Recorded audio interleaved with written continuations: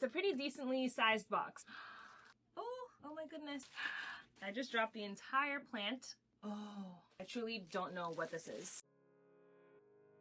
Hey guys, welcome back to Thankfully Packed. My name is Chris and today I have plant mail. This time I ordered from BWH Co, which I've actually ordered from them several times, maybe 5 or 6, maybe 7 orders, but this is going to be my first unboxing from them on this channel. And if you're curious about any other unboxings, I will add it to the playlist and link it below as well so you can check those out. I think I ordered maybe 5 or 6 plants this time, but I'm really excited because even though they're not rare or super expensive, they're plants that I don't personally have in my collection, and I have a couple of plants on here that were on my wish list, so I can finally check those off. And yeah, let's get into it.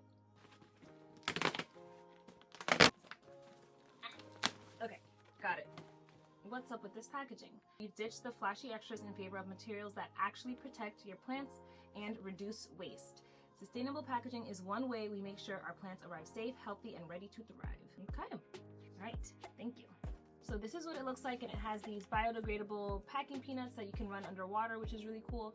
And the plants seem pretty secure in here, so I'm just gonna put this on the floor so that I can grab them and have some table space. All right, number 1. What is this?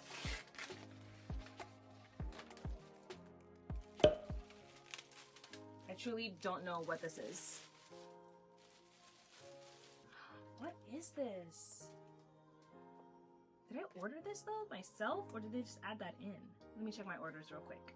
Oh, okay, I remember now. This was a plant surprise. So on BWH Co, especially if you have their app, you can download it and order from there. They have different perks. So the more you purchase, the more points you get, and you can earn points by like leaving reviews and posting pictures and things like that. But anyways, I remember that I had enough perks for a plant surprise. So basically they choose something from their warehouse, maybe something low in color, or I don't know, something that they are maybe overstocked in, and then they send that to you and you don't know what it is and they can't guarantee what you'll get. But yeah, so that was this one, and it says on here that this is a 4-inch pot of a copper flame. So copper flame philodendron, I'm assuming.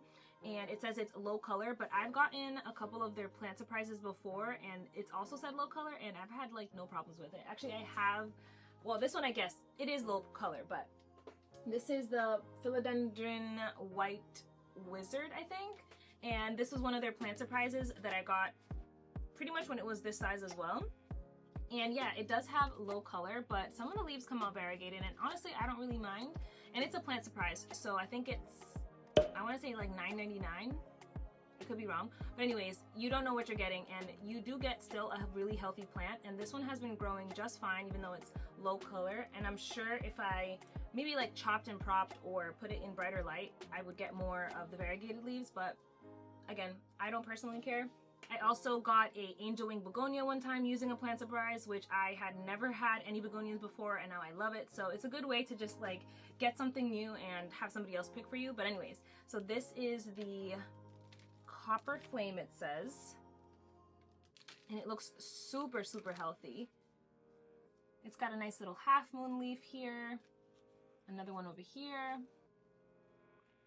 And it does have some slight variegation in some of these other leaves. Ooh, the backs are like pink. That's so interesting. So the back of this one has like some pink right here, and then right here as well. Very nice. This is pretty good for a plant surprise. Again, you don't get to choose it, but it's always a really nice, healthy plant. Okay, so that is plant number 1. Moving on to number 2. Actually, I'm gonna save this sphagnum moss because I was able to kind of reanimate it before, and it starts growing in green if you save it and give it enough humidity. So I'm just gonna save all of that and set it aside for now. Okay.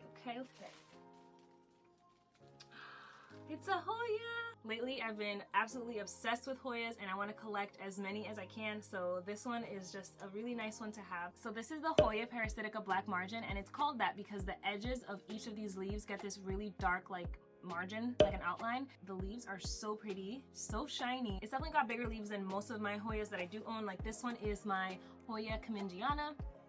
As you can see, the leaves are very different, very different in size. And then I also have one of my favorites, Hoya compacta variegated, very different leaves. As you can see, this is why I'm like getting obsessed with Hoyas, because they're just so different. There's so many you can collect, and yeah, each one has different leaves or something like quirky about them.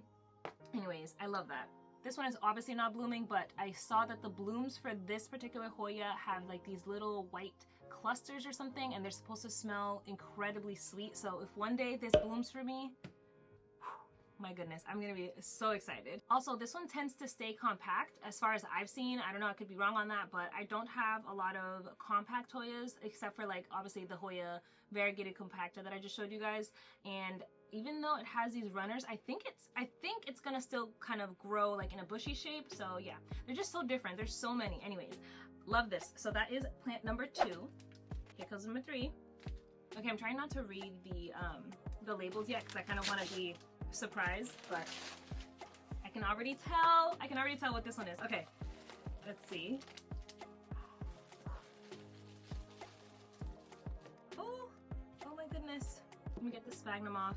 Okay, so this is the Syngonium milk confetti. So as you can see, it's got these leaves with like this speckled, I don't know, the speckled pink on it, and I don't have any Syngoniums that look like this. I do have my, is it down here?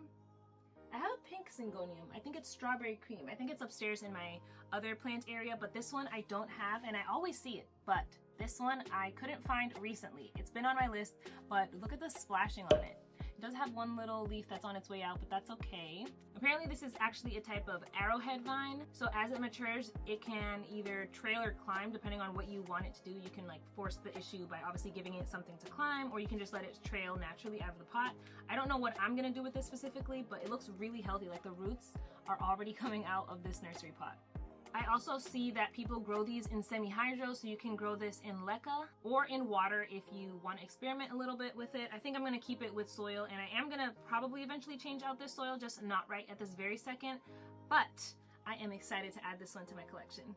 This little leaf is starting, I think it maybe started to unfurl during transit, so it's a little wonky, but these things recover super easily. In one of my recent videos, I actually saved my strawberry cream Syngonium from some really disgusting root rot, and it's doing really good. So even though this one has a couple of wonky leaves, I'm sure that this one will recover just as nicely. And I can put it right next to that one once it's been quarantined, and they can like complement each other. Okay, so that is plant number 3. Okay, number 4.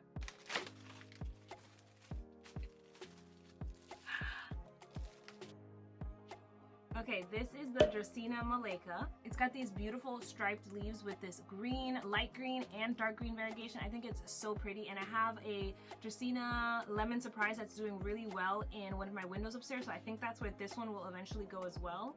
It's so nice. I love it. Dracaenas are really great because if you forget to water them, they're pretty forgiving. They're not gonna just completely croak on you like some other plants. So if you tend to underwater or maybe go a little bit longer than you should, this one will be okay. One more thing, these are apparently pretty sensitive to tap water because of the fluoride and salt that's in it. However, I water 100% with rainwater that I collect in my rain barrel, so I haven't had any issues with watering these types of plants. I only have, like I said, one other one, but it's my Lemon Surprise, and it's been doing really good, especially since I've moved it to a window, and when I switched it to a chunkier soil, it's been taking off. And the way that it grows kind of just grows up and up. I don't know if this is going to be the same. This one kind of looks like it's like mounding, if that makes sense, but I'll have to check in on it. I feel like it's nice to have something structural but not too big, because I do have some other bigger plants or like my trailing, you know, pothos that get pretty bushy, but this one looks like, I don't know, this looks like compact, at least for now anyway. But anyways, I love this one and I can't wait to add it to that collection. By the way, I just looked at the receipt and I actually ordered 8 plants. So we are 1, 2, 3, 4, halfway there. Okay, plant number 5. Oh, I can already tell what this is. And remember when I said that none of these plants were rare or anything too crazy? Well, this is one of them for sure. Now, even though this one isn't rare, I have not been able to find it anywhere. Like, you'll see what I mean. So if you can't already tell, this is the classic Jade Pothos, and it sort of looks a lot like my lemon lime right now. However, this does have a darker color, so it's just the, you know, like the basic straight green. I think it can get a little brighter, but it's not going to ever get as bright as my neon, especially when I put my neon right in super bright light. And then I also have It's up here, but I think you can see a vine or two of it over here. I have my Marble Queen Pothos. I also have a Manjula and what is it, a Satin Pothos as well. So I'm into the Pothos. This one, the straight green jade, no variegation, nothing, I could not find anywhere. I went to the big box shops, several of them. I went to like a local plant nursery or two, and again, I guess it's just not as sought after or popular to just have like the plain green one, but I don't mind it. Basically, I'm just collecting these at this point. So yeah, this is the straight green jade Pothos. It's so pretty. It's actually brighter than I thought, but for the most part, the leaves will be around this darker green, again, unless I give it brighter light. But I actually kind of want it to have the darker color so that it can, like, you know, play off of the other ones I have. I'm for sure gonna let this one trail as well. I might take a couple cuttings and do something else with it, but I really love the way that Pothos can just get so bushy and big in like a pot. So I think that's what this one is destined for. And I just love Pothos. They're so beginner friendly, and they can tolerate low light, bright light, underwatering, maybe a little bit of overwatering as well. So these are a really hard plant to completely kill, and they are so easy to propagate. You can take a couple of, you know, snips here and there, and you can make an entirely new plant in no time. So that's another reason that I really love Pothos, because yeah, there's so much you can do with them. They're perfect for beginners. So this is my plain Jane jade Pothos. Coming in hot with plant number 6. Okay, this is not a plant surprise, but it is another philodendron. I can tell.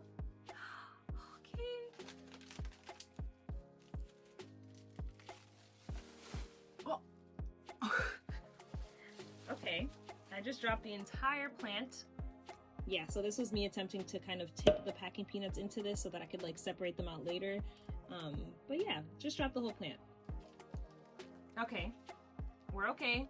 Lost basically all the soil, so that's what we're looking like. But hey, at least the roots are healthy.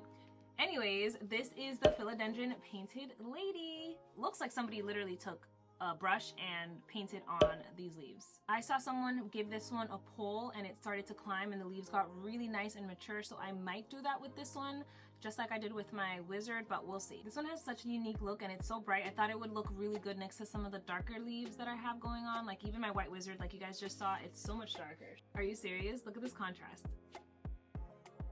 I guess I'm gonna have to repot this one a little sooner than I wanted to, but yeah. Like I said, at least the roots are healthy. All right, I'm down to 2 more plants. I'm gonna start with this bigger one real quick.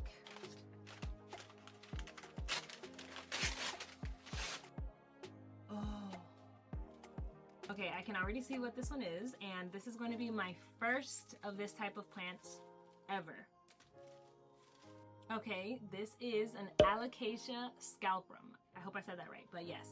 Alocasia Scalprum. I do not own any single Alocasias, but I've been on TikTok lately and I've seen so many people's Alocasias that I was like, you know, I just have to go for it and finally get one. If you're new to Alocasias as well, believe it or not, this is one of the more compact ones, so it's actually not going to get as huge as some of the other ones that you've probably seen. The only thing I'm worried about is that this does like higher humidity, which I have already explained before on this channel, but I don't have the best humidity in general, but I think I'm gonna try to up my efforts a little bit more because this is gorgeous. Also, I tend to be an underwater these days, and apparently Alocasias really hate that, or at least this one does specifically, so I'm gonna really have to be on my game if I want to keep this one, at least in my like general care, because some people have great success with these things, but other people I see struggle and then they're left with like a little nub and not much else. Anyways, this is a really nice one, and it even has a new leaf already coming in right there in the middle. This one looks really good.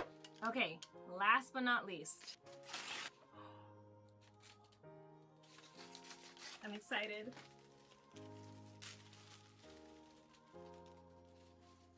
Speaking of Alocasias, I did go for a second one. So this is the Variegated Alocasia Frydek.